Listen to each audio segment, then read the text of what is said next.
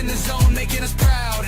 This is a Huddle Sports Network broadcast. You can find us on Roku TV, Amazon Fire TV, Facebook, and of course YouTube. Get all your NFL news here first. All right, that's right. It is Friday night. It's the Lions Fan Cave Chat, and we got a Viking fan joining us tonight. How you doing, Michael Johnson? Doing good. Doing good. How y'all doing? Good. Let me give you a skull, Buck. Fucked. That being said, you know, we have fun with each other. That's the type of shit we do. We pick on the slogans, all that shit. We don't pick on each other. But we saw a big trade happen yesterday, and I see a lot of Lions fans crying about it, but they're not getting into the deep dive of the stats. You know how I roll. When I looked at this, I was like, okay, they're giving up their biggest run stuffer and a guy that plays like a god every time he plays versus Detroit, Kenny Clark. He's the biggest reason why big runs don't happen up the middle of that defensive line when he's in the game. And I understand the last couple of years he's dealt with some injuries, and I know availability is the best ability. But at the same time, when he's in, he controls the center of that line.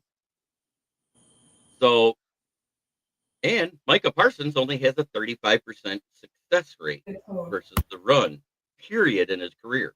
Not just a little sample size. I'm talking his entire career. He still does the same mistake. They moved him from linebacker year one to defensive end to stop him from being out in space versus running back. Remember that? Yep. They moved him back to linebacker because they finally had some decent defensive ends, and he's getting cooked. I remember that game when the Decker reported play that cost us the game happened. Gibbs had like 3 big runs in the first half on Micah because he cooked them. So that's how you beat Micah Parsons. You want to negate his pass rush? Run at him. Yep. Yeah, I mean, I was on a podcast the other night, and it was the NFC. You know, talking about the NFC, and you know, Kitty Ken, you know, was on there, and he had rumors that Micah Parsons was coming. And we all told him, you know, that'd be the dumbest thing that you guys could do, you know, and they did not. Ken was like, that'd be the best thing that we can do. And I sat there and said, okay, you're giving up 188 million, 2 first-round draft picks, and your secondary still sucks. And your best run defender. Yeah. Mm-hmm. You know. So here's where I'm going to say it was good for both teams, and here's where I'm going to say it was bad for both teams. You don't know what you got in the draft pick, so let's take that out of there because that's a crapshoot. 38% chance of you getting a hit with a first-round pick, correct? Correct. Okay, so Dallas was abysmal versus the run last year. Why? Micah isn't good at it, on top of many other things, and they did not have a dominant defensive tackle that could stop the run up the middle. They were getting gashed through the middle of that line ever since Leighton Vander Esch had to retire, correct? Yep. So you take that 26th rush defense and give them Kenny Clark.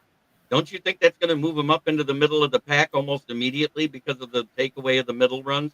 I mean, that took him from 26 to probably 18. 18 to 15 tops, right? Yeah. Yeah. Okay, so like I said, middle of the pack. Yeah. That's a huge difference because of how many one-score games they lost. Absolutely. So now on the other side, we talk to Kitty Ken religiously every week on Wednesday night, all off season. What was the one thing they did not address?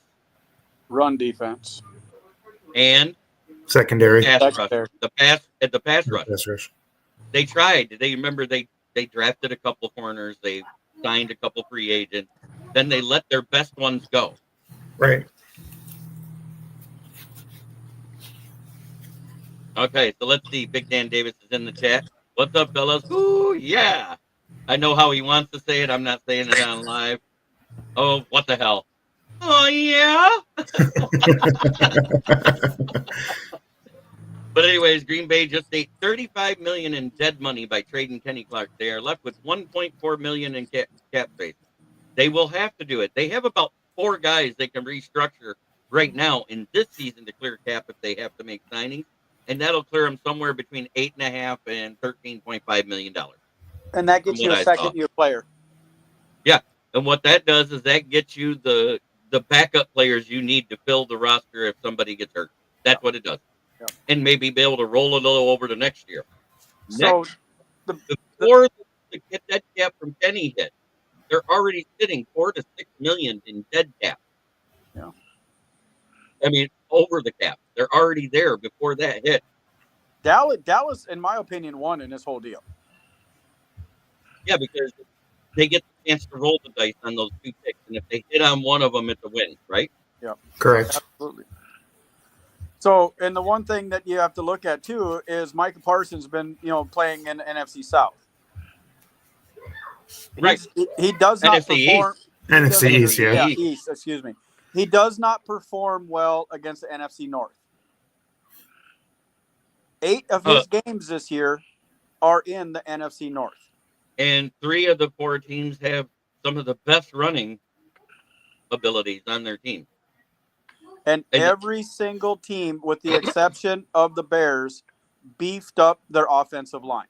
But no, the Bears beefed up their offensive line. We just don't know how it's going to work because they did get better than what they had. I'm not going to bullshit it. They did, but not to the magnitude that the Lions, the Vikings, and the Packers did. You know? No. So, But at the same time, people talk about, Detroit lost their 2 coordinators. They lost their all-pro center. What are they going to do? I remember a certain team that did the same goddamn thing last year, and what ended up happening? We were 14-2. No. Even a different team than that, outside the division. The Eagles. Jason Kelsey retired. All-pro center. Oh, what's that second-year guy going to do starting in the place of Jason Kelsey? How are they going to win with with a new offensive coordinator and a new defensive coordinator? What did they do? They won the fucking Super Bowl. They won the Super Bowl. So I don't know. I'm not as scared about what happened with Detroit as a lot of fans are, because I went to the biggest thing. I just posted my latest article because I'm back writing for the Motor City Tribune again this year. I'm back working with them on Fire Up on Thursday night, so that's really good. No. I'm not familiar with him either. I got to do a deep dive. I'm going to go into him on Monday because we got all week and a lot of news to cover, because we signed Thomas Harper from a backup safety off of waivers from Oakland today. That's our 53rd guy. So Zadarius Smith ain't coming, everybody. The 16 players on the practice squad is filled. We picked up the former UDFA from 2 years ago, Andre Carter, that you guys waived this year. He's on our practice squad. Because I think his rookie year was actually 2 years ago, right, Mike? Yes. When he filled in when somebody got hurt towards the end of the season, he had 3 tackles and a half a sack in that game in rotation. Correct? Yes. Okay. I like giving real stats. You know what I mean? Not bullshitting. No, he's a solid player. I mean, he could be developed into something pretty decent. So we got him and Ukwu on the practice squad. We picked up Tyrone Lacey, the other defensive end, off of waivers. So we actually have 4 active on our roster, which is the minimum you have to have for any DN position. It's 4, correct? Your starters and your 2 backups. And we got Josh Pascal coming off of injury towards the end of September. So all we need those guys to do is give us what? 5 games? If that. Right. As long as those guys come back happy. As long as your starters stay healthy, that's what it is. Right, it is. And we're counting on Davenport to be healthy. And reports are, and I know you hate him because of what he did to Minnesota with you guys, but he actually came out this year and he's looked good, not just versus Dan Skipper. They rotated him around this year to both sides, and he actually owned Sewell a couple of days in camp. And that's surprising. And, a guy his age shouldn't own Penei Sewell. So, and then, of course, we got Aiden Hutchinson, and we saw how he looked in the tapes from the joint practices. He looked like he looks better than he did last year. Yeah, he's coming I think- back They put all full that vengeance. They put all that bioengineered blood in him, so now he's like Iron Man with Superman. He's got and a little bit of a Spider-Man. bio leg. Yeah. He's I'm bionic going to man. send somebody a link, and hopefully they can get in because he wanted to talk some football tonight.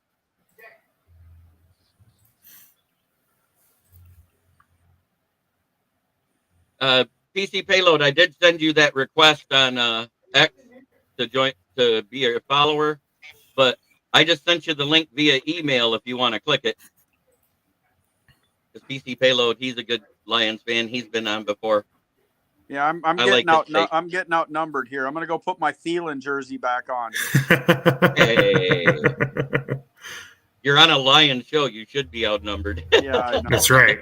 If we had But more at the same than time, yeah, thank God you guys didn't sign Aaron Rodgers because you said you were becoming a Lions fan if that happened. If they would have signed Aaron Rodgers, I was not gonna cheer for that team no more. It was like it would have Brett completed the Brett Favre last though circle of life. No, it's not. He can go eat peyote and sit in a teepee somewhere in Istanbul for all I give a shit. And I hope he gets just rocked this year.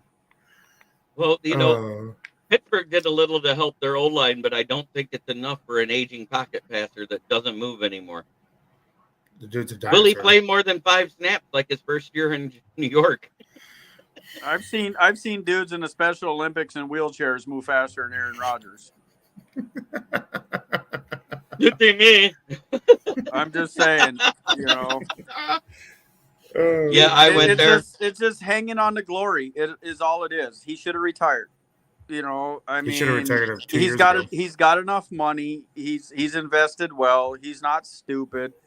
You know, he's just one last hoorah, but the one last hoorah is not going to turn out like it is. And here is the sad thing. He's going into a division where the only team that's a cupcake is the Browns. And I don't even think the Browns are going to be a cupcake team this year. No, their offense sucks. I think they will be. Oh, look at this. And we got him. DC Payload, welcome to the show, sir. What's up, guys? What's going Long on? time no see. I was doing a deep dive into the You hear me Parsons all right? thing. Yeah, we hear you just fine. Can you hear us? We can hear you. Okay, there we go. Yoli comes in. Let me give her little music here.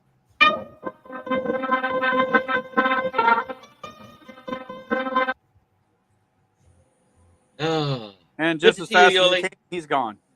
yeah, he's having some setting issues. I could already tell. He looks like he moved his setup again. Yeah. He's been talking about getting back into podcasting. He used to have one a long time ago. I would love to, but I have too much fun on yours and Bistrillas and Ken's, and you know, I'll just keep just hopping on here and talking shit. You know, It's one of those guys we do the good song for. Robbie DeFeo, get ready to get happy.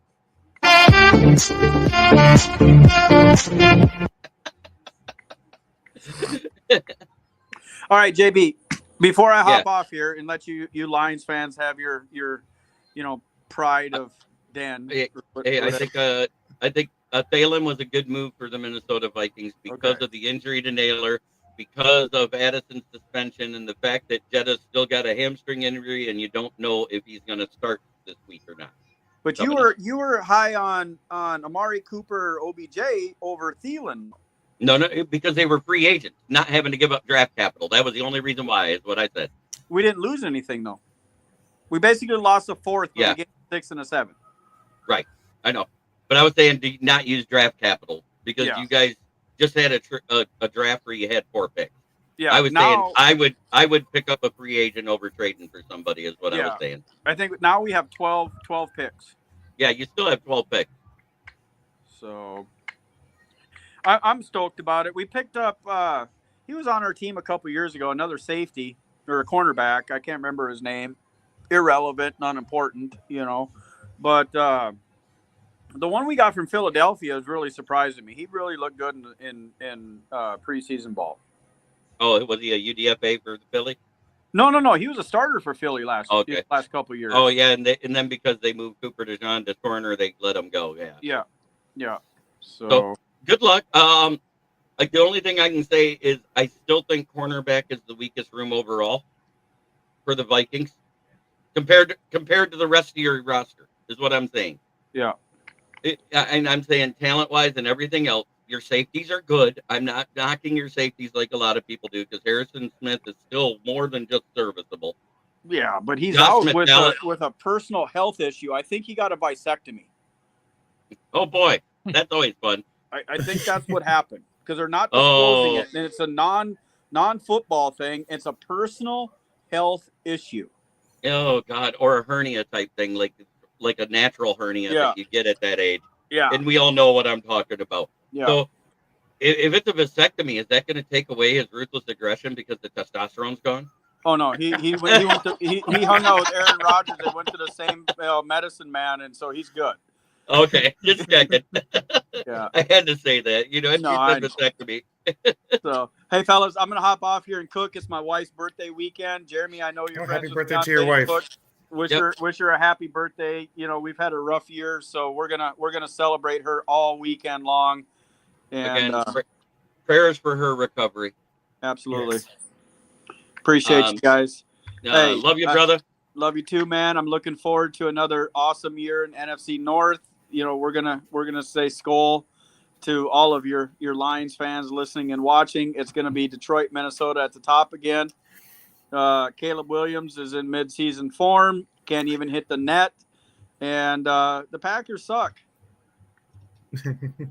There's your Skol from us. I appreciate it. It wouldn't be a show if I didn't get it at least twice in a night, you know. So, all right. You like that one better, don't you, there, PC? Yeah, I got one for you too. I drew it up somewhere around here. I remember you drew one up a long time ago, and I said, "Oh, that's perfect. I got an idea now." So, but yeah, take care of your wife. Tell her I personally said happy birthday, and I will go on Facebook on her birthday and say hi. You know, I know you'll post it, and I'll see it, and I'll make a comment. Oh, absolutely. Yeah, I'm taking her to the Astros and Angels game tomorrow and taking her to her favorite restaurant in Houston. So we're going to take off here about 11 o'clock my time and just spend the day together. No kids, no dogs, no worries, no stress. All right, brother. Great to see you, though. Always. Right. Appreciate you guys. Have a great night. You too, Mike. Yeah, you too. Right, bye. So, PC, what do you know about Thomas Harper, the safety from Oakland we just picked up? Have you done any research yet? I just got the news maybe a couple hours ago. I've been working all day doing stuff. So you're in the same boat I am, where you really don't know who the hell this guy is. Well, let's look up him. Let's look him up. Well, I don't know much about him. I'm going to do NFL draft so I get his scouting combine from NFL.com. So he's got a 4.49 speed and a 42-inch vertical. That's good. So he's got a high athletic ceiling. It's saying he'll be an average backup or special teamer. So he's a lot like the other guy we grabbed. He's just a quicker one. His size, it doesn't even 5'10" and 189 doesn't scream knockout safety, but we've seen small guys play bigger than he is. He also plays nickel corner, so this might be so they can keep Avonte Maddox in the safety room and move him into the cornerback room too. And that's it for 53, right? We're done. Yeah, we're done. Yeah, so we're those done. are Darius Smith. But the other one we picked up was the one guy I said could have been a sleeper pick in the draft 2 years ago. Was Andre Carter, the defensive end / linebacker out of the Army. 6'6", 256 pounds. He's a good rotational player. He played one game for Minnesota his rookie year because he had to come in due to injury. And he had 3 tackles and a half a sack. He had another sack this preseason before he was waived. I don't mind that pickup at all because that's more depth in a room that's more depleted than Depends after somebody wore it for 3 days straight.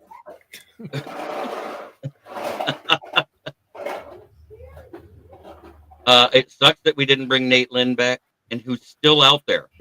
We could have signed Nate Lynn to the 53, and I'm kind of upset that wasn't the move we did. Yeah, I thought he had a pretty good camp, but Brad Holmes has got his new set of standards, so I don't know what that's all What's about. up, J.I.? Long time. Ji, when you jumped in, PC was going through some business changes and everything else, and his Twitter got hacked, so he wasn't seeing my messages about being on. So he's back. I'm trying. It's starting to slow down a little bit. Summer's busy for me, but starting to slow down now. Yeah, it was either the 22 or the 23 draft. You're absolutely right. I think it was the 23 draft there, Dan, 2 years ago when he came out, the same year that Bryce Young was picked first overall. Oh, we filled the roster now. The roster's filled. We picked up a waiver safety, Thomas Harper. He's 5'10 and 189 pounds. He also plays nickel corner, and this might be to be able to keep Avante Maddox with Rock Ya-Sin as our main backup. You're going to see a lot of rotation of guys. Because remember, what is it? Is it 6 players or 7 players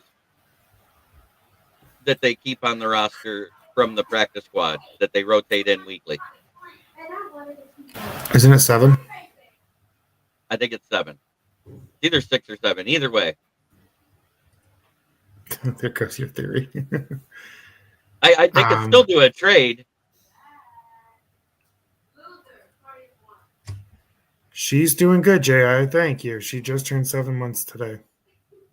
Yeah, that's right. It was 7 months ago today. Yep. And tomorrow is a special day for my family. The matriarch, my mother, turned 74 years old. Oh, happy birthday to her. That's My awesome. mom and my mom are the same age. 1951, right? Mm-hmm. That's right. Oh, Oh, my no. baby had an epic babble. Yes, I loved it. Hey, my dad is 76, Ji. He was born in 49. So is my stepdad, which is weird that she picked a guy that was born the same year as her first husband, and that was her third. So the video was ultra cute, and I could hear his wife behind the camera go, "Say dada, say dada." All of a sudden, he opens his mouth and projectile vomit comes out. It was great. That's funny. But I do got some rookie stats on Thomas Harper, if you guys want to hear them. Yes. So rookie stats, he played in 15 games, 5 of which he was the starter. He's got 26 tackles, 1 interception, 2 passes deflected, and a half sack. Wow. So he was actually a blitzer. That was probably when they moved him more in the box because he is a nickel guy. You know what I'm saying? Because nickel guys that can play safety get moved back and forth like that, and they get used in that Viper role. And he also had approximately 264 snaps across like different units. So he also like played a role in the Raiders special teams as well. Nope. The wall's always been gray. I've been on here when I have a virtual background sometimes. But we painted this when we moved in here about almost 3 years ago. Time to go bald. I can do that. Hey. For the most part. Yeah, look at that. Yeah, I last week on Thursday, not this past one, the one before, I went and I had extra money and I said, screw it. And I got myself pampered at a salon. I didn't care. I can get you over. I got some Conair clippers, dude. I do it for free. I do it all the time for free. I've been doing it for free for 9 years. I figured it was time. Got to get that mani-pedi, dude. No, I needed a girl with really big brains to take care of my hair and face for me. Big brains, exactly. Austin has a ton of hair. He's young. He well, should. Compared to these two, yeah. How many big brains does she have? She had enough for 3. Oh, so it's kind of like Total Recall amount, right? Yeah. In the same proportions. Like if you took those 3 and made them into one. That third boob in Total Recall did not look right. No, it didn't. Mm-mm. Thank you, J.I. I'm aware that I have a usually large head.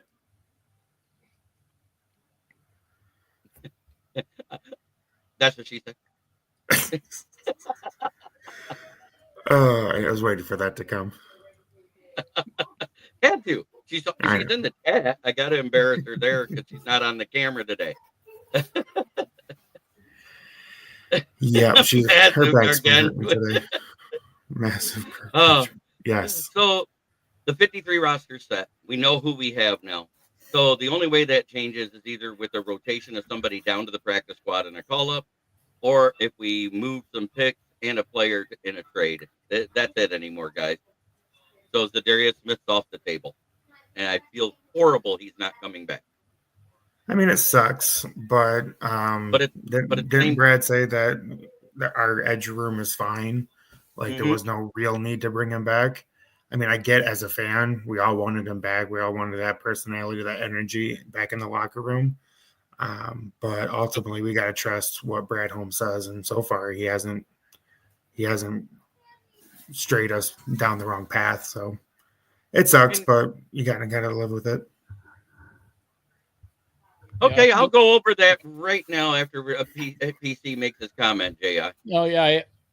I would say I like 90% agree with that. I think there's definitely, I think I'm in that boat too, that when you can see that there's so little to fill, like edge is definitely one of those things that we could use another one for sure, whether that's Zadarius or even another rotational piece, because that's just the way I see it. I think obviously last year was an anomaly with all the injuries. That's something that's just very likely will never happen again. But hopefully not. But and then again, the Hutchinson injury was not because of fatigue. No, it was a freak. It was a freak accident. So, but at the same time, saying that you don't want to put him, you don't want to burn him out because he's the only guy getting to the quarterback. You got to have people that are capable of doing that as well. And so, and Zadarius proved that he could do that. So I think that it's real basic for people when they think about, man, that's the reason I think people are always saying, bring him back. It's not so much that like it's him in particular. It's just like, we don't feel, I guess that subsection of the fan base doesn't feel like we have anybody that can do even anything remotely close to what Hutchinson can do. It's a half a sack here, a couple sacks here. So I think honestly, that's really what it comes down to. Which game was it? I think it was like his third or fourth in when Zadarius broke out. He had like 2 or 3 sacks or 2.5 sacks. It was something like that. Which game was that? His second game? I know it wasn't. I know it wasn't versus the Bears. He did get his first sack versus the Bears on. I can see one of the sacks, and I can't remember. Yeah, wasn't it the Packers game right after that? At Ford Field, and he was a big reason on why we won. Was that the game he had 2 sacks or 3 sacks? Well, he had a critical sack down in negative territory. I can't remember who it was on, but I can see it. I mean, I can see the celebration of it. And then the one in Minnesota in Week 18 too. That was huge. That's the one you're thinking when they were on the other end of the field, and yeah. I just think I think that's super important to have that, and whether that comes from rotating guys in and out, whether that's Davenport staying healthy. I don't care who it is. I don't care what his name is. I don't care if he's purple, black, white, red, blue, whatever. I don't care. That doesn't matter. I don't think most fans don't care about any of the, I don't know, the high care. It's they don't care about they care about production. That's what they care about, period. And I haven't really seen that out of anybody else we have. I mean, there's people in there that, like Mohammed had a good camp. It's possible he could maybe have 2-3 sacks a season. And according to what Brad said Wednesday after the report about putting Hassanin onto the injured settlement, he has 4 weeks. No one can touch him, including this week. So in 3 more weeks, we're able to bring him back now. Yeah, I think that's a handshake deal. I think that. Yeah, so he said he will be back. He didn't say he might be. He said he will be back because we did the settlement. We're the first ones that get a chance to talk to him in that deal. Yeah, and they gave him some money too for the injury settlement, so it's not like he's out. He's got loyalty to the team. He that kid seems like the ultimate like loyal player. If you ever just watch his interviews and pay any attention to him at all, he seems like if you're willing to give him a shot, he will stay loyal. So I don't think he'd even want to go anywhere else, to be quite honest. I think he's pretty comfortable where he's at. Yep, exactly. The thing that I saw is how much he loved Dan Campbell every interview. Whenever they asked him about how Coach Campbell is, he gushed about it. It was like a man crush. You know what I'm saying? It was weird. Yeah, and he's already started to establish himself here. Not just, I mean, got to think of these, they're kids to us, right? Right. I'm not sure how, Austin, I'm not sure how old you are, but like these guys are kids to me. They're half my age. And yeah, I'm 29, so if not less than that. So, you know, I look at these guys and I try to reflect on my life back then, and just like the idea of getting established and and then all of a sudden you have an injury, and then you're like, well, I already kind of, my family's moving over this way. You know, it's like, it's so much to do for a kid that age. He's just trying to keep his head above water. So I have no doubts he'll stick around. And yes, the injury settlement in the CBA was automatically set. You get 50% if you're given an injury settlement on a rookie contract from a drafted deal. So he got his 50%. And if he signs back at the league minimum, he's actually making more than his 7th round pick. It's more money than that kid's ever seen his whole life. And that, right. Remind ourselves that these kids are making insane amounts of money, even when they have injury settlements. So, right. Yeah. So his salary was like 1.1 or just under 1 million, and he got half of that. Oh, it was 890,000 is what his salary was. So he just got half of that handed to him. Say, here you go. You don't have to wait for a game check. If somebody handed me $500,000, just if you just want to hang around for a few weeks, we'll fill you in. All right, cool. So I don't have to do anything. No, just hang out. Just hang out, get healthy, and come back. Right. Work out with our trainers. We're going to give you rehab specialists.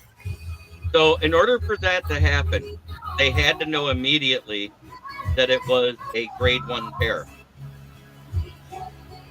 which means a 4 to 6 week recovery time.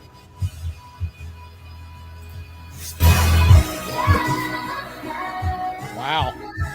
Yeah, you got lots of soundtrack going. You want to know who could be a huge contributing factor to the success of this defense this year? Kelvin Shepard. I've heard that he's twice as aggressive as AG ever was. Can't wait to see the defense. Amen. You know, and I'll bring it up again. Philadelphia went through the exact same transition last year that we just did. Lost both coordinators. Lost their all-pro center. What are they going to do? How are they going to run the ball? I think they did pretty good last year, don't you? DC? Oh, sorry.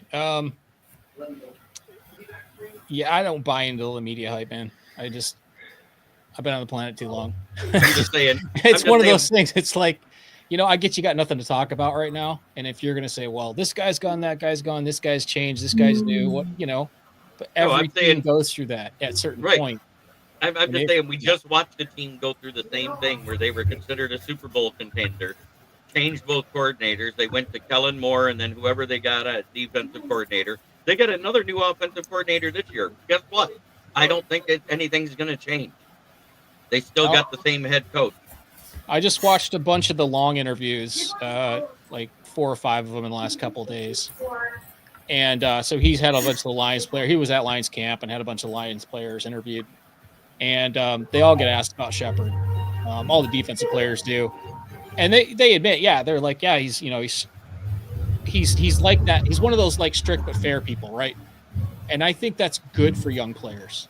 I don't think the whole huggy, you know, kumbaya kind of coach is necessarily healthy for younger players that need direction. So I have no problem with it. I think it's great. I think it's a good thing. I love the fact that Kelvin Shepard has came out and said, no more 4-2-5 is our base. The first thing he said, we're going to be a 4-3/3-4 defense, a hybrid defense. In other words, it's a defense that's going to look at what they're facing, and whichever defense works best is what he's going to run. Yeah, he's going to blitz linebackers more than AG did. I'd say twice as much.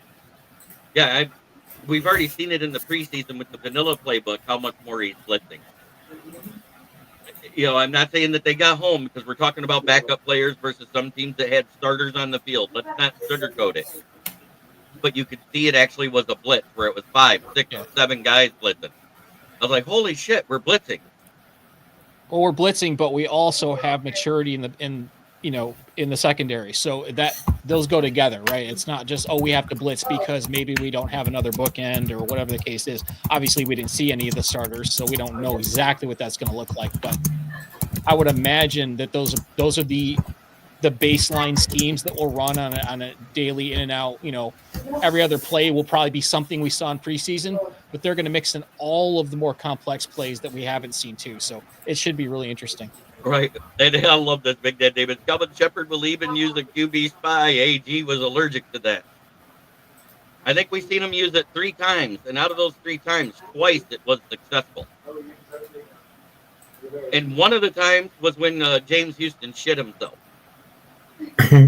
getting his only sack in his only game that year. Come on, I don't care what he says. He sat in orange. Didn't Dallas sign him?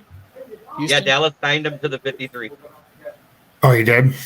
Yeah. They kind of had to, if you think about it, because they knew they were trading Parsons.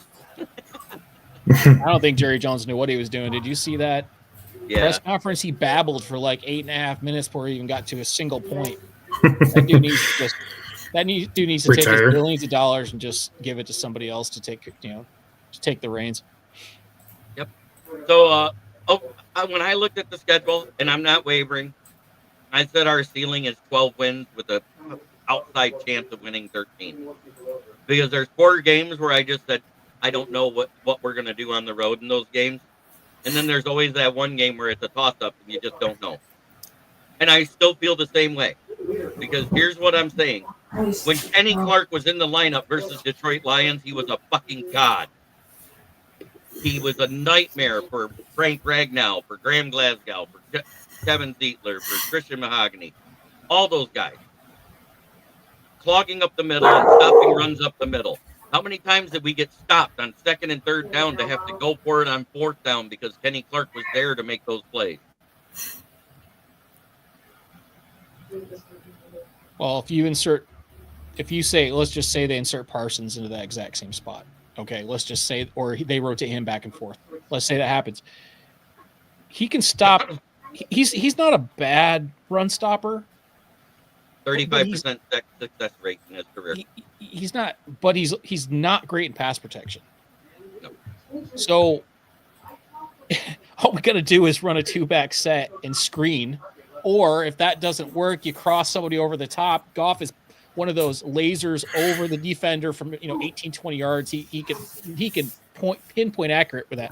So honestly, we have the perfect offense to that defense, even with Parsons. It doesn't. People are freaking out about Green Bay, and I'm just like, you guys, just because they got Parsons, and I'm just like, you guys don't go watch the tape.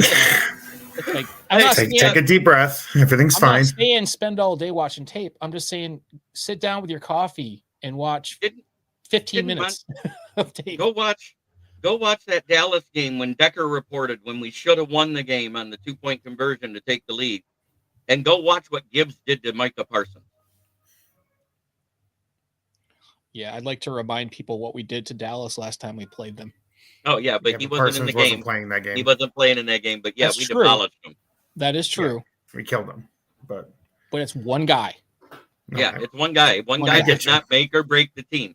But here's where I'm going to say that this trade was perfect for both teams, whether anybody wants to believe it or not. Dallas was abysmal. 26th in the league versus the rush last year. 26th. That's with Parsons on the roster. Packers were top 10 with Kenny Clark on the roster. You can't tell me that they didn't get worse on rush defense and better on pass rush. Mm-hmm. And Dallas didn't get better on rush defense and worse on pass rush. And what they had to give up to get him. Right. If they don't hit if they don't hit on Parsons, I mean, if they don't really bank on him productively, they better hit on their first round or the 2 first-round picks that they gave up. They better hit on their later picks because they got nothing. They're going to have to trade up and get rid of one way or another. They're going to lose capital. There's no question. They already lost capital. That's not even. But as far as drafting, they haven't been that great in drafts in the last few years. They really haven't. So now they're going to have to hit on later picks or work their way back up, or even make some more finagling. I mean, they really mortgaged a lot to get him. A lot. 2 first rounds, 26 and 27, plus Kenny That's Clark, nuts, man. a top 15 run stuffing D tackle. Notice I didn't say top 10. I didn't say top 5. I said top 15. Top 15 is good in this fucking league. I'm just so glad we don't have a GM that will do that. And I'm in the camp. I'm one of those people that's like, just let's sign Z. Come on, let's do this. Let's get it done. I'm one of those people. But I'm so glad that Holmes is not that guy that mortgages the future of our team for the next 2 years for one guy that may or may not work out. That's why I'm glad we didn't, go insane and go after some big name. I'm kind of in the middle. Like I obviously I want another pass rusher, no question. Right. But and not somebody's going to break us for the next 2 years. Okay, how many yards, touchdowns do you predict for Isaac Tesla as wide receiver 3? Yes, we did trade away Tim Patrick this week. And I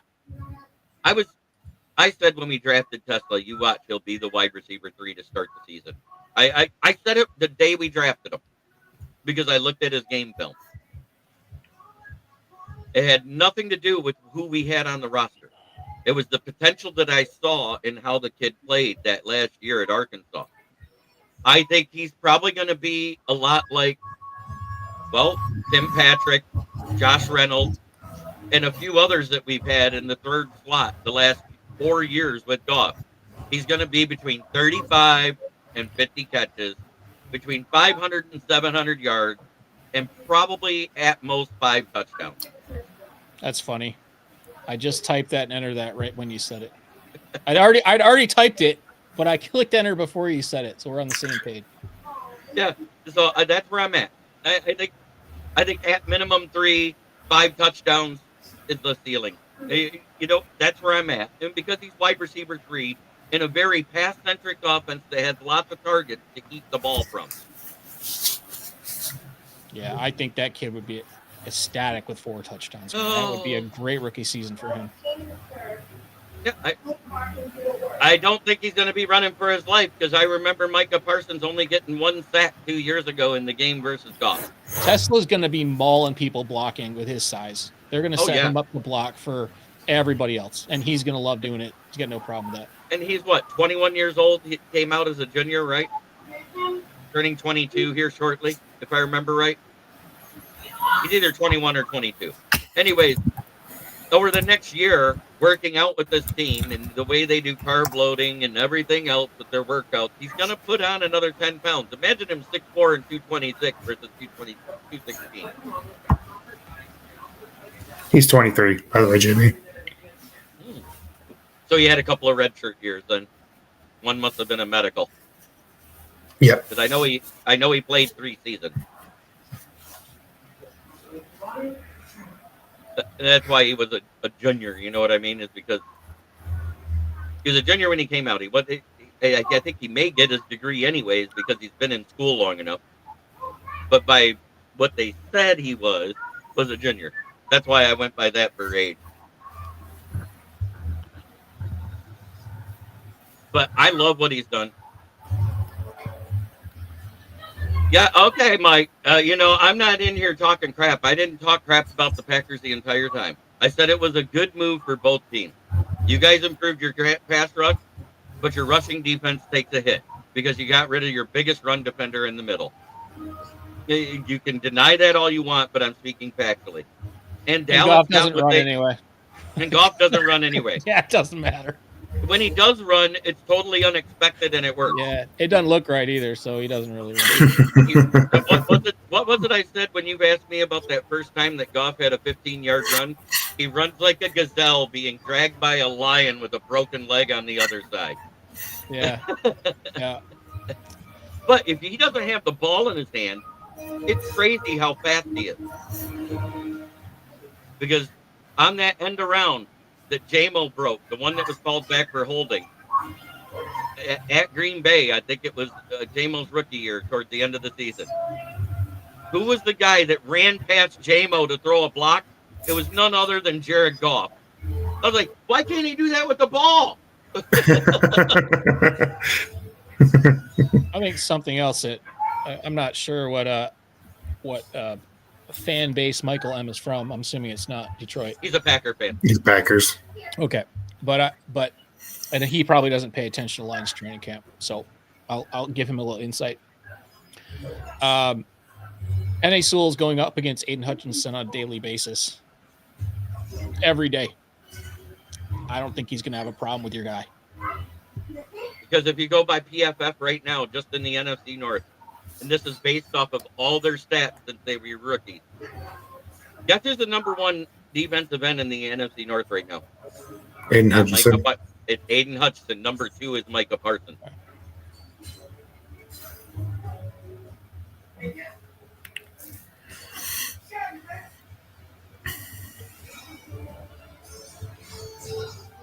St. Brown doesn't sit on the line. You're assuming that's going to happen. Yeah. Why are you talking about a wide receiver blocking? Right, that's what I'm confused about. He doesn't block unless it's a run play, and that's one thing that Micah Parsons does struggle with: 35% success rates in the run. And here's the other thing: what's he going to do after Thanksgiving? Is he going to be a better player at the end of the season, or is he going to fall apart like he did in Dallas? Because every year he only had 10% of his production from Thanksgiving Day through the playoffs. In the 4 playoff games that Dallas has been to, he's had 1 sack and 3 tackles. He disappears when crunch time is in. He's and one he's of got the reasons, 10 days to get ready for the game. And he's got He's 10 had no days to camp. get ready for the game. He He's doesn't had have no camp all year. He might not even play the first week. I'm not saying he won't. But he might not. They'll put him in for 4th downs. They'll put him in for stuff, and they'll say, "Okay, here's your job. Hair on fire. Go get that." That's what they'll do. I mean, They're going to do. I'm not trying to say anything bad about Parsons. I would have loved to have him on our team if he didn't, right. Cost an arm and a leg. But at the same time, it's one guy, and even though yes, I think his original comment may have been because of our offensive line changes, and I'll be completely honest. If I'm going to be nervous about anything, I am definitely nervous about our young guys on the offensive line and see how they're going to perform on game day. I'm not going to lie about that at all. Oh yeah. But you've got 2 veteran bookends, and you've got a veteran center that are working with the younger guys, and it's the best possible situation for younger players going into their first game to have that kind of infrastructure, so to speak, around them. And Goff has had to deal with a healthy and very aggressive defense with Calvin Shepard as the new defensive coordinator all camp long. So I think given what's happened, it's the best possible scenario with the new guys that we have. But yeah, I mean, I think Parsons is going to get a sack. I think he will. I think Goff's going to get sacked by him at least once. I really do. If he's in there, but that doesn't mean that we're not going to adapt to it. It's like, oh, you got Parsons, so now we're going to lose. I mean, it's the stupidest. I don't know. We got just as long to. Here we go. We got just as long to prepare for Parsons as you guys have to prepare him for us. Is that a wrong statement to say? No. So I am going to trust in our coaches to make our guys ready to face you guys, like you guys trust in your coaches to make your team ready for us. Well, from what I understand, and if I heard Brad Holmes correctly last week, they're working on JMO's extension first, and they will talk to Hutch after. So until we see what JMO gets, we won't know what Hutchinson is getting. And I'm going to predict right now, because of the current salaries of wide receivers and everything else, Jameson Williams is going to get between 25 and 29 million a year. And I'm just going off of the averages and putting him at the end of the top 10 in wide receiver salary. That's what I'm doing. And I'm not saying he's a top 10 wide receiver. Don't put those words in my mouth. I just think that's where he's going to get paid because of the position he plays and the value of the deep threat he offers to the team. Do you disagree with any of that, BC? No, not at all. No. If it's anything more than 30 million, it's an overpay. I think that's obviously performance dependent. this is going to be. I think this is his first. Last year was his first season healthy, obviously, and without suspension issues and whatnot. So he had one suspension for 2 weeks. That's true. That is true. You're right. So I guess and he put up 1,028 scrimmage yards. This will be his first full season, barring any injury issues or anything could happen, obviously, to anybody. But he's put on weight. Apparently, he's taken that 10 to 15% progression step in camp, which is a lot for a young guy like him, especially with his size. He's always been a good blocker. He's always been a good, he doesn't give up on plays ever. And he's fast enough to get back into a play if he gets knocked out of it. So, I mean, I think you're dead on with that contract. As long as his production stays on that 10 to 15% uplift from last year, which is to be expected, I think, at this point. Probably even more than that, to be honest. In the fact that Johnny Morton, who was a part, I'll tell you what it did there, Jim Jackson, and here's your music for you, buddy. All right. So, 100%. It makes the division more interesting because it's somebody else that every team in the division has to deal with. Did it improve the talent on their roster? Yes. Did it make them a better team overall? That's in question because of the loss on rush defense. Until we see how they handle the rush defense up the middle, we don't know. Is that a fair enough assessment for you there, TC? Yeah, like I said, I think this first. I don't think he won't play. I think that's probably. I just don't think they're going to spend that kind of money and be in this big of a divisional game without throwing him in there. Right. But I think he's going to look a little bit. I'm not going to say slow. I want to say he'll probably have a couple. Here's my prediction. I think he will get a sack on Goff, and I think he'll have 2 false starts. Or I'm sorry, pardon me, 2 defensive offsides. He's going to be amped up. He's not going to know our scheme because he hasn't had enough time to study for it. He's not going to know everything about Green Bay's scheme because he hasn't had enough time to study for it. But he's a talented freak athlete, so he's going to get his pay. He's going to get his sack, but he's also going to make some mistakes because he's going to be amped up and he's not going to be ready to play. And at least one defensive holding like he gets every game that he was with Dallas. He's going to get that. He's going to be amped up. He'll probably get a hands to the face or something like that, and whatever. Double team him, and number 2, run at him, tire him out, and then he's not as effective in the second half of the game. You go look at his sack numbers. I think it was 60% comes in the first half. So that's a disparity right there if you look at it. And guess what it was? All the teams that run at him, he doesn't have any in the second half because he gets tired out, he gets wore out, and he gets rotated out more. So that is the recipe for defeating Micah Parsons overall and for a game is run at him often. Yeah, adrenaline can only take you so far, right? I mean, for any human being, I don't care how good of shape you're in or whatever, adrenaline and the excitement can only take you so far, and then things settle in and it's another football game. This Goal for Life says he's not in a dome now. He's got to get used to the cold. That's the other thing that you got to talk about. Yeah, that's what I was going to say. Yeah, because look at his games with Dallas in cold weather games. When he was in Washington and in Philly towards the end of the year playing against those teams on the road, he didn't have good games because the cold affects him. I'm not saying that. No. And what has Gary done versus the Lions the last 2 years? Not much because you guys haven't won a game. I'm just saying. So, as much as we have to prepare for them, you have to prepare for us. That's where I'm at. I want to see it on the field before anybody talks shit. Because guess what? It keeps the Lions still have 2-1 odds with BetMGM right now to win the Super Bowl. 2-1 odds. Or no, 2-1 odds to win the division. And guess what? It made the Packers move up to 2-1 odds with us.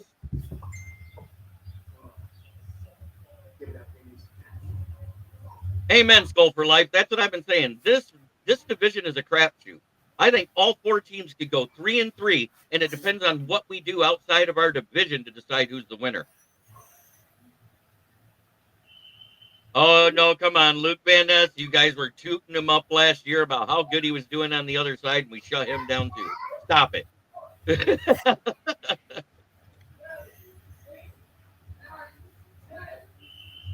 Like I said, because of the 34 million in dead cap, and Dan even brought it up too, they now have 1.4 million left in salary cap for the season. All it takes is one injury week 1, and you had to sign somebody, and that's gone because that's the league minimum. No, because I'm not giving the Bears too much credit. On paper, the teams look that talented, side by side, top to bottom. All the teams look almost as good as each other. The question marks are different. With the Bears, it's coaching because it's a brand new coach, right?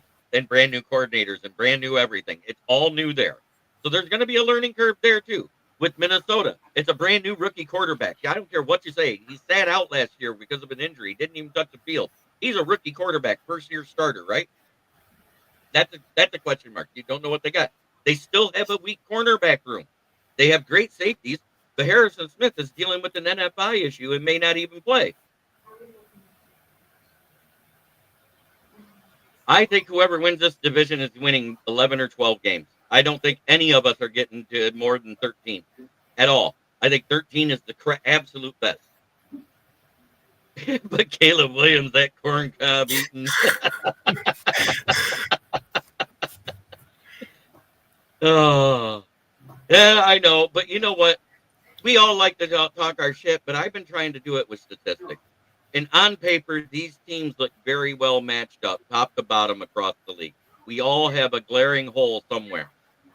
So don't tell me you don't. With us, we have new coordinators and a new center.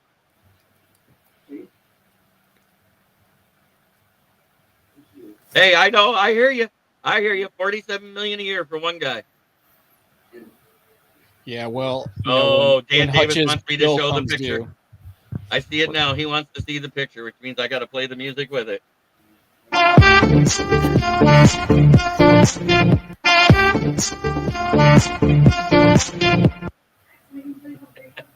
It's too blurry to tell if that's corn or something else. It's corn.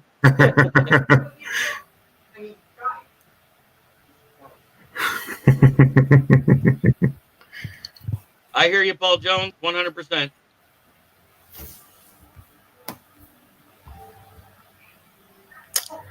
They're not bringing Za'Darius back. Our 53-man roster is filled. We're done. Because the roster's filled, Pepe. We filled it tonight. We just like, what was it, 3 hours ago we got that guy, I think it was, maybe 4. Something like that, yeah. And that doesn't mean he's not going to be sitting on a couch 5 games in and we need him for an injury. So yeah, you know what? We have the money. Score for life. I kind of said the same thing for the Lions. I said our best case scenario is 4-2 this year. I don't think anybody goes 5-1. I'm just saying because I think 3-3 is the realistic expectation for any team in this division because we're going to beat the hell out of each other. I think we're 11 wins. I'll be honest. I think it's too tough. Our schedule is really, really tough. I thought our road schedule is brutal. Yep, and we got 9 games on the road this year. But last year, our road schedule was pretty brutal too, and we won all of them. So I don't want to sugarcoat. Yes, it would have. Hey, it doesn't. Don't be mad. Don't be upset. Apologizing about being a homer. We're all homers too. We just do it at different levels. Some of us are more realistic. See, Jeremy does homer with statistics. I do it with pure anger. That's the difference. It is a big difference. But at that way, we've been on for an hour, and I think it's time for us to have some fun because the season's about to start. And let's look at these the way it's supposed to be. Who was at the top of the division last year? Can you guys remind me? I think wasn't that the team, Lions? There was some blue color. It's like a Hana. Is it? That's right. Honolulu Blue Flu? The Detroit fucking Lions. 6-0 in the division. The big golden sombrero for you motherfuckers. Second place. 14-2. Why? They got skull fucked by the Lions. In third place. And the only team they could fucking beat was the Bears, and they lost to them once. 1-5 in the division. FD. Fuck the Packers. And last but not least, with a abysmal 5-12 record because they managed to beat the Bears in Week 18. Fuck the Bears.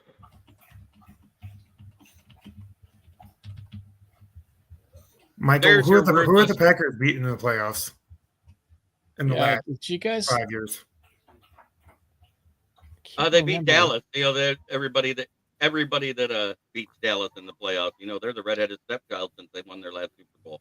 Yeah, but then they go up against like the 49ers and then they get killed. Yeah, and so did the Packers and so did the Vikings. Talk more shit, dude. Hey. Michael M has a point. I know. Except I can't remember who they won or who did they lose to in the playoffs? I can't remember who they lost to. Philly. Was Philly. it? Yeah, I guess I wasn't watching because I'm a Lions fan, and I give a shit. Nearly beat them. Nearly beat San Fran. You know what that equals? A loss. A loss. The same team we lost to, barely. The same team we lost to barely that year. Remember? We made it further than you. Again. We accidentally made it further than you. Why? We were number one in the whole fucking league. We had the bye week. You see, Michael, this is what happens when you've been repressed for like half a century. So you're just going to have to deal with it now. I'm sorry. It's just, you were born in the wrong time. It all kind of, all the nucleus. I actually, Mike M. I'm going to say it. I met Mike M. personally because he's a truck driver. He delivered a truck here in Flint, and I went and saw him one night because he's been in the area, and he's a great guy. He just loves talking shit. He's a shit talker. He's from the Huddle Sports Network. What do you expect? He's from the Packer-centric. I'm so happy because we constantly beat the crap out of their team that no matter what he says, I'm going to be happy. You want to know what the funny thing is? The worst team in the division has the best record versus the Lions over the last 4 years. They're the only team at 500. The Chicago Bears at 3-3. And guess what? All three of those games that they won was with Justin Fields. Isn't he working at like Burger King? He's the starting quarterback for the New York Jets. So yeah, Burger King's coming. Yeah, Burger King. That's what I meant. With Aaron Glenn as his coach. Come on, that's an insult to Burger King. Amen, Jim. Because you know what? When you spend all your money like that, this is how cap hell starts. And I'm gonna be realistic about it. Cap hell starts when you spend all but a little bit of money, and all of a sudden you get some of your star players injured, and you got to sign backup. And each one puts you a little bit more behind the cap, and you end up restructuring somebody to make the money. And that's what happens. You're not going to get anybody to sign a $1 deal for a year in the NFL. If you do, congratulations. So, pray to God, pray to the health God that nothing happens to the Pack like what happened to Detroit last year. Hell, you guys even had like 9 guys on the IR at the end of the season last year. What is the percentage possibility that Michael M. delivers cheese? A lot right now. It's like 15.5% at least. I mean, that's pretty high considering all the possibilities that you can deliver in a truck. I'm going to say 15 to 20%. Yeah. If Mike, can you come back on that? Is it Gouda or Swiss? maybe a nice creamy Havarti. I'm not sure. I don't run Reaper. Oh, but hey, I'm going to say this because we did our little thing that I do for fun. And don't forget, boys, I work at Brandon still, but they're not my sponsor, but I'll shout them out because they're my boss, because they're in Flint. You know what that means? Where the water's shit, but the tires are good. Thank you very much. Football 6 days a day. Fuck the Packers. Fuck the Vikings and fuck the Bears. I don't give two fucks about you. Have a great day, everybody. Stick around after for a second, PC.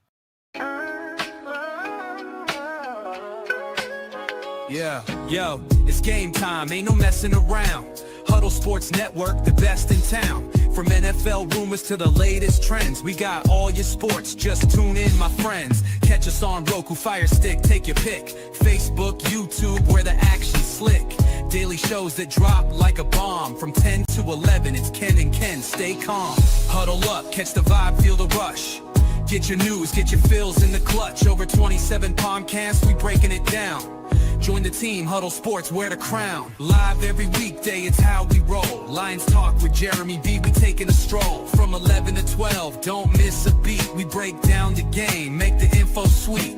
The Daily Huddle Podcast, noon to 1. CST Zone, we're just having fun.